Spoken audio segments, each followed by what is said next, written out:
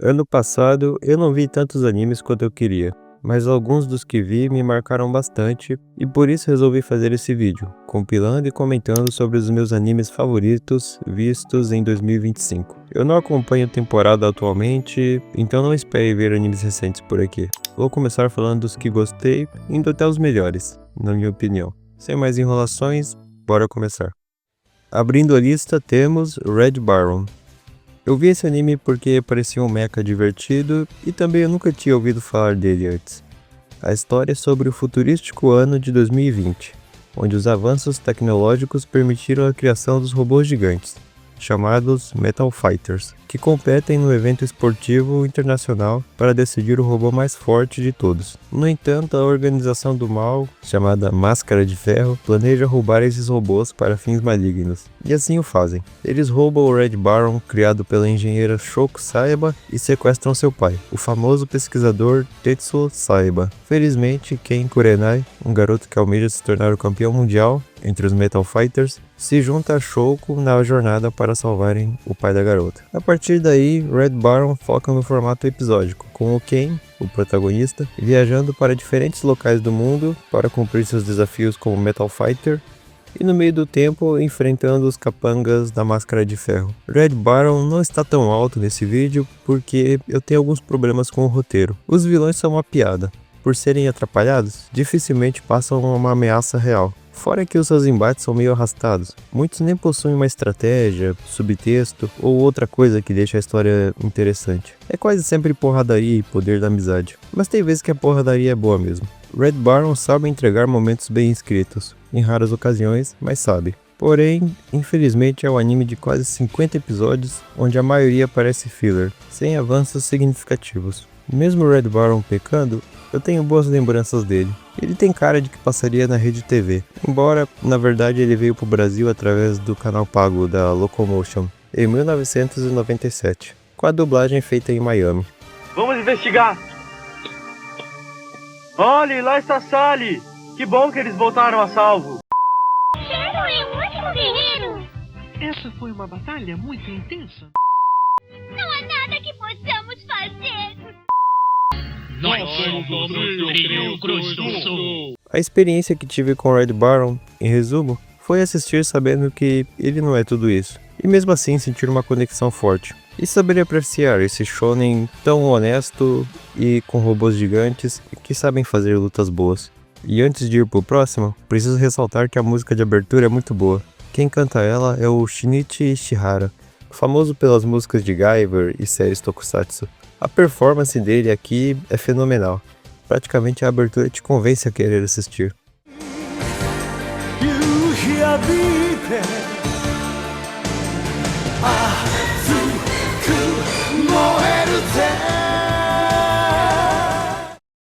A seguir, Oira Sukeban. Ok, aqui eu vou ter que explicar algo. Eu vejo OVAs antigos com certa frequência. Muitos deles são apenas decentes, mas alguns se destacam por serem incríveis, ou o contrário, um completo lixo. Então se acostumem, pois haverá outros exemplos no decorrer do vídeo. Bundy possui uma família bem excêntrica e, ao se mudar de colégio, seus pais o matriculam numa famosa escola só para garotas, a fim que ele pudesse ter melhores resultados. Como Bundy possui o kanji de mulher em seu nome, ninguém suspeita e ele realmente vai parar lá. Agora ele precisa esconder de seus colegas que eles não possuem o mesmo tipo de cromossomos. O design e a premissa não escondem que se trata de algo do Gonagai. Então eu já estava esperando que fosse um tizão absurdo, e mesmo assim eu fui surpreendido. Sério, numa cena o Bundy tá assediando a colega de classe que ele acabou de conhecer, na outra ele tá quase sendo morto pelo pai, que suspeita que ele tem um caso com a própria mãe, e em seguida aparece o Toshinta Tomoe, paródia do Toshinta Tomoe do anime Judo-sanka, para derrotar o protagonista. É tanta maluquice que minha única reação foi rir sem parar. Infelizmente o anime dura pouco, são apenas 45 minutos, então ele não chega a entregar nada que fuja do humor. Mesmo assim eu gostei o suficiente para colocar na lista, apenas pela resenha. Mais um OVA que tá aqui pela resenha, mas seria injustiça da minha parte colocar ele no mesmo nível que Oirasukeban. Shin Yaranaika é nível YouTube Poop de galhofagem. Para os que não conhecem, Yaranaika é um mangá erótico homossexual que originou esse meme aqui. No Japão a obra ficou mais popular, em bolhas da internet dos anos 2000, ganhando até uma música parodiando Balalaika, da Kusumi Koharu, pois o refrão lembra um pouco a frase Yaranaika. Eu vou deixar um vídeo aí passando pra vocês verem.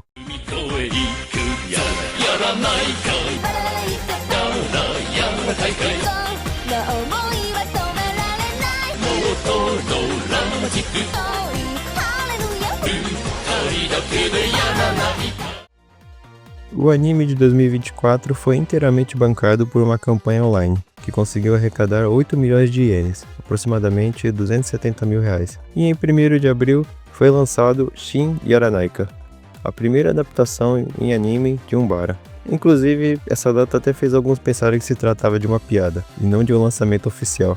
Aliás, eu não vou falar da história porque tem coisas que eu prefiro não comentar. E também eu não quero estragar a surpresa de vocês, então vão lá assistir e vejam por si próprios que esse anime é realmente uma experiência. Ano passado eu parti em uma jornada para ver todos os animes de One Piece. Comecei vendo na ordem de lançamento e conheci vários títulos interessantes. Desses, escolhi comentar 13 em específico, porque eu não consegui eleger apenas um. Django's Festival é um especial incluso com o segundo filme de One Piece, baseado levemente na terceira história de capa do mangá, relatando os passos do Django após ele ser mogado pelo Usopp. E vemos que ele foi parar na Ilha Bola de Cristal, famosa pelos seus espetáculos no East Blue. Após ser perseguido pela marinha, Django acaba parando no topo da ilha, e graças ao movimento pendular da bola de cristal no céu, ele consegue hipnotizar todos os presentes na ilha, fazendo-os dançar sem parar, ao som da música Ready, do grupo Folder 5. O mesmo que cantou a segunda abertura do anime. Acho que não preciso comentar mais nada, apenas apreciem.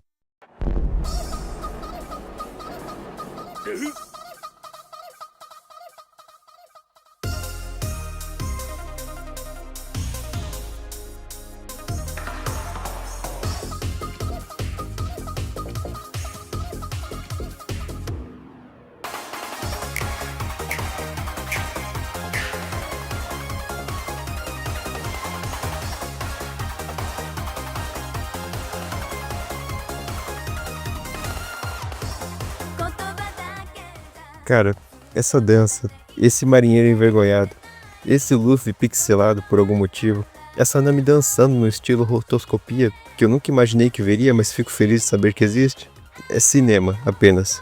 O único erro desse especial é que ele acaba. One Piece, a aventura no umbigo do oceano.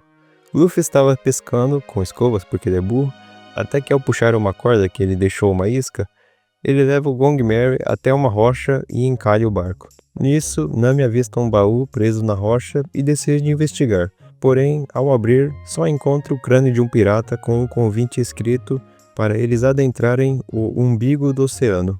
E os personagens nem imaginavam que esse tal umbigo já estava na frente deles. É um especial simples, mas bem feito. Os personagens são todos bem utilizados, a aventura é divertida, a mensagem sobre companheirismo é bem entregue, não tem nada de extraordinário, mas é confortável de assistir.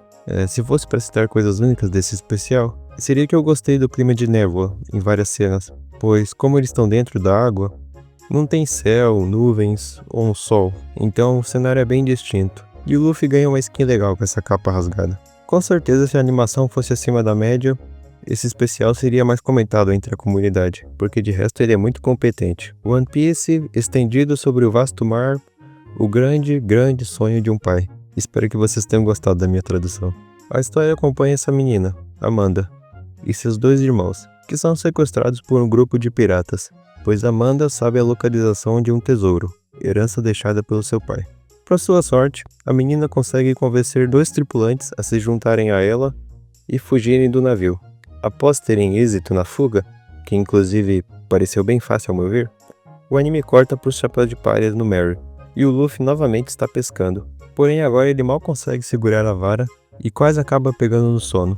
Mais tarde é revelado que o Sandy colocou um sonífero na comida do Luffy, para ele ficar quieto. O que é algo meio impensável do cozinheiro fazer com o próprio capitão, mas beleza. Depois o grupo decide desembarcar numa ilha, provavelmente para buscar recursos, não fica muito claro, e coincidentemente lá estão Amanda e companhia, que por algum motivo não fogem dos novos piratas, mesmo estando assustados. Após uma conversa sobre árvores, com um efeito de sombras meio estranho, a Amanda é novamente raptada e os heróis partem para resgatá-la. No final, a Amanda e o Luffy são capturados e no navio dos sequestradores somos apresentados ao capitão e ao vilão desse especial. Ele não é muito intimidador, mas eu gosto das piadas envolvendo ele.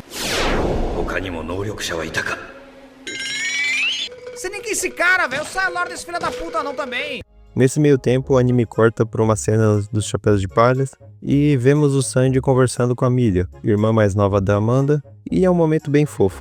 Eu gostei do detalhe dele guardando cigarro antes de conversar. Depois, os heróis enfrentam os piratas da orquestra e vencem, como era esperado. Agora as crianças estão livres e podem recuperar o que era delas por direito. Eu não vou comentar o final, porque ele é bem bonitinho e vale a pena a surpresa. E dos especiais que citei até agora, esse é provavelmente o melhor. Ele tem algumas conveniências, sim, mas no geral é o que conta com mais acertos no curto período de tempo. Eu já fiz um vídeo sobre Kiko, então se vocês quiserem saber minha opinião mais aprofundada, vão lá conferir. Por enquanto, digo que apenas o motivo por eu gostar tanto desse anime é que ele cai bem no tipo de série que eu gosto. Formato episódico, protagonista excêntrica, e a vibe tranquila me ajudou a passar por uma fase meio turbulenta da minha vida. Resumindo, eu gosto de ser o diferentão, por isso eu adotei esse anime pra mim. 2025 foi o ano que eu assisti Yamato, mais especificamente as 3 primeiras temporadas e alguns filmes. E mesmo fazendo pouco tempo, já é a 3ª vez que cito Yamato nesse canal. Para vocês terem noção do quanto eu gosto desse anime. Space Battleship Yamato se passa no futuro de 2199, onde a Terra enfrenta ataques constantes dos ares de Gamilus, que enviam naves e meteoros radioativos, pois eles pretendem sair de seu planeta natal, que está prestes a morrer, e migrar para o nosso mundo. A Federação da Terra, no entanto, luta arduamente contra esses extraterrestres, principalmente Juzo Okta, que no momento é o capitão da última frota de naves da humanidade. Após uma batalha, uma nave não identificada é avistada caindo em Marte, e os cadetes responsáveis pela monitoração no planeta, Kodai Suzumu e Shima Daisuke, vão até lá investigar. Lá, eles encontram uma mulher falecida segurando uma cápsula contendo uma mensagem de voz de Starsha, a rainha de Skandar, um planeta a 148 mil anos-luz de distância. Nessa mensagem, ela afirma possuir um dispositivo capaz de purificar a Terra de sua radiação, além de enviar um projeto de motor, chamado Motor de Ondas, uma tecnologia capaz de teletransportar espaçonaves por longas distâncias no espaço. Os protagonistas, então, decidem reparar um antigo navio de guerra, Yamato, que agora repousa na superfície desértica da Terra, e usá-lo na sua viagem em busca de Skandar. Por ser dos anos 70, eu esperava um pacing bem lento e vários episódios medianos, mas o que recebi foi uma história interessante e com momentos memoráveis. O anime não é perfeito, alguns episódios são sim arrastados e outros são rushados, porém o que ele acerta muito. Eu amo a vibe melancólica de Yamato, no futuro onde a humanidade luta com um pouco de esperança que resta, em busca de um futuro distante e incerto. O Okta é a representação máxima desse estoicismo. Mesmo ferido e com um semblante cansado, ele sempre toma a frente das batalhas. Facilmente, o ponto mais alto de Yamato é possuir um personagem tão shed quanto ele. Yamato vai além, ao questionar os valores da humanidade nessa guerra, pois Gamilus quer apenas salvar a própria raça, já que eles não conseguem viver sem estarem envoltos em radiação. Infelizmente, essa ambiguidade moral não é tão respeitada, já que os aliens, em especial o líder Dessler, são muitas vezes cruéis e sanguinários, inclusive tendo gestos que lembram o exército nazista. Mesmo assim, o anime ainda levanta a questão sobre até onde é correto lutar por uma causa e como nas guerras, os dois lados sempre saem perdendo. Eu ainda poderia falar de como gosto da trilha sonora, como o encoraçado Yamato é foda e como a dublagem brasileira consegue ser fiel e adaptar bem o texto. Eu vi apenas a 3ª temporada dublada, já que a legenda da gringa estava meio bugada, e gostei bastante. O estúdio responsável é o nosso saudoso e querido Herbert Richards. Infelizmente eles mantiveram os nomes americanos, então toda vez que falavam Capitão Avatar, no lugar de Okta, eu tinha um ataque epiléptico. Eu ainda pretendo fazer um vídeo no futuro falando de toda a franquia Yamato, então eu vou me abster de falar das outras temporadas. Na real é mais por preguiça mesmo, mas eu prometo que esse vídeo vai sair algum dia. Seguindo a história após os eventos do Trem Infinito, Kimetsu no Yaiba, o arco do entretenimento, conta os eventos dos protagonistas tentando encontrar as esposas do Uzui. Acredita-se que elas foram pegas por um Oni, e resta aos protagonistas encontrá-lo e derrotá-lo. Essa temporada manteve boa parte da equipe, nem o estúdio mudou, então a qualidade da animação se manteve boa, e ouso dizer que até melhor que as últimas temporadas. O ritmo é viciante. Eu vi essa temporada inteira em um só dia e estava pronto para ver mais. O vilão da vez, o Gyotaro, tem um visual muito maneiro. Ele sozinho amassa o design de todas as luas superiores. Insano pensar que até o Uru tinha um design melhor que esses buchas. Claro, tem seus defeitos. O Tanjiro solta o poder da bunda para ganhar, é a mesma coisa com a Nezuko. O Inosuke é muito conveniente pro roteiro às vezes, e o Uzui poderia ter um desenvolvimento maior do que apenas o que foi proporcionado. Aliás, me permitam tangenciar um pouco do assunto, mas várias reviews afirmam que o principal defeito dessa temporada é o roteiro. Algumas até chegam a desconsiderar o trabalho da produção por causa disso. Só que eu acho isso besteira. Se a execução for boa, até a pior história do mundo pode parecer uma obra-prima. E não é o caso de Kimetsu, eu só acho a história de Kimetsu mídia. Mas, longe disso dizer que isso chega a estragar o resultado final, que, na minha opinião, superou muito a média dos animes. Ok, isso eu não esperava que eu fosse gostar tanto. Lembro até que fui ver meio arrependido. Mal sabia eu que seria um dos melhores animes, ou melhor, uma das melhores obras que veria ano passado. Separados pelas Estrelas é um filme coreano que narra a jornada de Nan Yong em sua busca de visitar Marte, planeta que a mãe de Nan passou os últimos momentos. Pro azar da astronauta, ela reprova nos testes de simulação e quase tem um burnout tentando avançar com seus projetos. Coincidentemente, ao procurar por alguém que pudesse consertar o seu aparelho DVD, o filme se passa em 2050, perdão por não mencionar isso, ela conhece Jay, um ex-músico que agora é técnico de equipamentos antigos. Os dois acabam se apaixonando e vão aos poucos se conhecendo melhor. Infelizmente existem questões na vida da Nan que entrarão em conflito com o seu novo relacionamento. Separados pelas Estrelas, como dito anteriormente, se passa no futuro. Mas a diretora seguiu um caminho diferente e adotou uma visão mais harmônica e discreta para a tecnologia, diferente do sci-fi que conhecemos. Aqui a autora se inspirou em locais que ela visitava e vivia. Por isso, se pegar um frame solto, até parece um local atual. Não vou mentir que às vezes os cenários são meio exagerados, porém da mesma forma são belos. O filme inteiro é bem competente quanto à produção, a animação fluida e músicas bem encaixadas são apenas alguns exemplos que posso citar. É um filme bonito, não só no visual, mas na história sendo contada. Não quero dar spoilers do final, porque muitos de vocês ainda não viram, então sugiro fortemente vocês irem na Netflix e assistirem ele.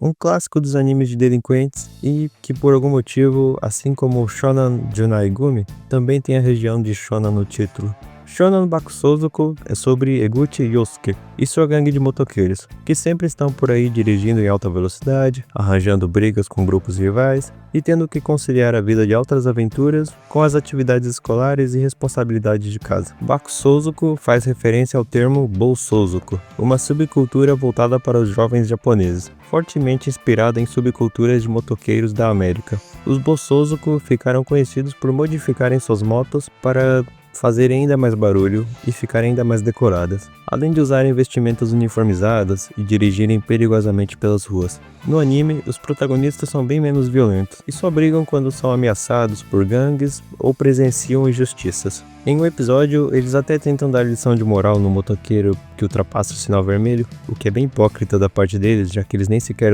usam capacete. Pela premissa, você nem imagina o quão fenomenal esse anime é. Sério, Shonan Bakusouzuku é um espetáculo audiovisual. A Toei de antigamente está de parabéns. Em meio a inserts que vão desde rock punk até um J-pop mais melancólico, temos cenas de ação com aquela animação tradicional lindíssima e a adoção de estéticas variadas em alguns episódios. No episódio 10, por exemplo, temos cenários a aquarela, que lembra um pouco o estilo do Shinichiro Kobayashi, embora ele não tenha participado da produção. Mas a história não fica para trás. Cada OVA foca em algum personagem da gangue ou em outro secundário, e o desenvolve, ao mesmo tempo que passa mensagens conectadas ao tema central. Embora nem sempre com o mesmo nível de qualidade, ao menos o anime te presenteia com cenas memoráveis, de tão bem animadas que são. Meu episódio favorito é o 5, onde uma gangue planeja tomar o controle da região e os Shonan Bakusouzuku acabam envolvidos, o que os leva a irem sozinhos lutar contra o exército de motoqueiros e baderneiros. O tom é mais dark e dramático, mas a conclusão retoma a vibe tranquila do anime. Honestamente, eu adoro o exagero em diversos momentos. É a mídia de anime na sua forma mais pura. O tema principal, assim como outras obras focadas em delinquentes, é a liberdade.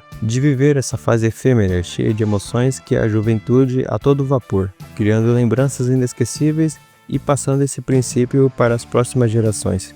Como já dito anteriormente, todos os personagens corroboram com essa ideia, menos o Kakuji. Eu não lembro de nada dele. Eu acho que é alguma coisa envolvendo calvície, sei lá. Enfim, se você gostar de obras focadas em delinquentes, esse é um anime quase que obrigatório. Mas, se você só quiser ver um OVA divertido e com uma boa produção, então fica aqui a minha recomendação. E em primeiríssimo lugar, para surpresa de ninguém, Mob Psycho 3ª temporada. Talvez seja injustiça da minha parte colocar uma sequência. Afinal, para chegar nessa parte, as outras temporadas tiveram que existir antes. E não querendo desconsiderar elas. Afinal, eu adoro a vibe boba do começo, e o Mob 2 tem com certeza as melhores lutas que eu já vi no anime, só que o 3 acerta muito também. Eu adoro o retorno do Covinhas, adoro os episódios focados nos aliens, sei que parece filler, mas ele é muito aconchegante. Adoro as pequenas cenas de destaque que dão pra Tsubome, uma personagem que só existia antes e agora tem uma certa individualidade. E o final... Quem já viu o meu vídeo sobre os 10 melhores finais dos animes já tá ligado. Dessa lista inteira, Mob Psycho é o único anime que me fez escorrer uma lágrima. Pra ser justo, eu quase chorei vendo Separados pelas Estrelas, mas me segurei porque tinha gente por perto. Acho que o único defeito é que os primeiros episódios são meio chatos. Não que eles sejam ruins, mas tão longe de ser o melhor que Mob tem pra oferecer. Novamente, talvez seja covardia colocar uma sequência aqui. Porém, essa temporada tem um dos melhores finais que eu já vi. E foi meu único nota 9 do ano passado. Então, né. Fazer o quê? Eu queria terminar esse parágrafo de uma forma melhor, mas honestamente não sei como fazer isso. Mentira, sei sim. A música que toca no episódio 4 é muito foda. E é isso. Eu espero que vocês tenham gostado do meu top 10 melhores animes que vi ano passado. Não sei se pretendo fazer outro vídeo desses no futuro, mas se houver bastante coisa esse ano, é capaz que teremos outro sim. Se você gostou, deixe seu like e se inscreva no canal para acompanhar os novos lançamentos. Também escreva aí nos comentários quais são os seus favoritos de 2025. Pode ser tanto anime quanto mangá. Obrigado por assistir até aqui e até mais. No entanto, a organização do mal, chamada Máscara da Morte é foda.